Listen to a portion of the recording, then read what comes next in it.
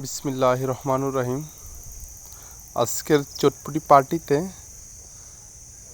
সবাইকে স্বাগতম। চটপটি রান্না চলতেছে।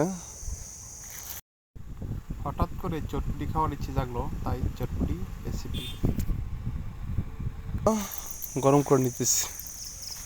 সাথে চটপটিতে দেওয়ার জন্য এভরিথিং যত মশলা আছে সবগুলো একের পর এক দিতেছি।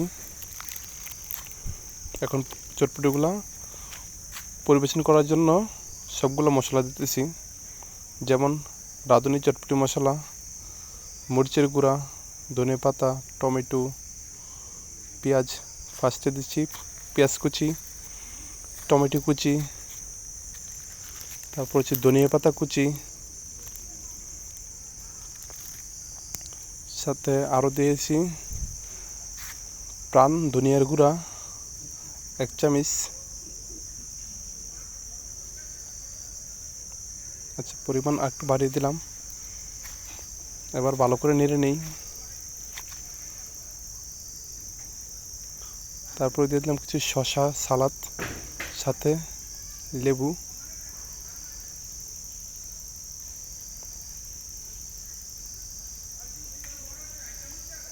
এবং সাথে থাকতেছে রাঁধুনি চটপটি মশলাটা, ওইটা 1 চামচ পরিমাণ দিয়েছি।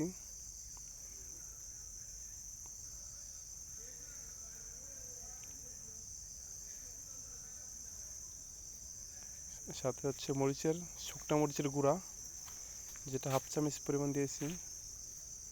আপনারা যতটুকু খান পরিমাণ মতো দিয়ে নেবেন। এবার সর্বশেষে ডিম কুচি করার মাধ্যমে চটপটি বানানো কমপ্লিট।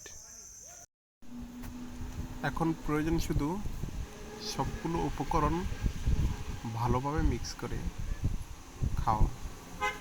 সো এখন সবগুলো আইটেম ভালোভাবে নেড়ে মিক্স করতেছি, সাথে থাকতেছে তেঁতুলের টক, আরও বেশি ভালো লাগে, যেটা নিজের হাতে বানানো।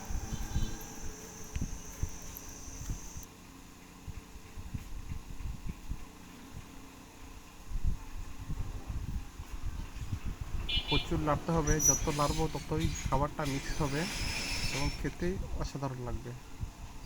Wow, awesome! নিজের হাতে বানিয়ে খাওয়া চটপটি আপনারা বাসায় ট্রাই করবেন। সত্যি বলতে চটপটিটা খুব ভালো হয়েছে এবং চটপটিটা বানাতে আমার ওয়াইফ অনেকটা হেল্প করেছে। ধন্যবাদ।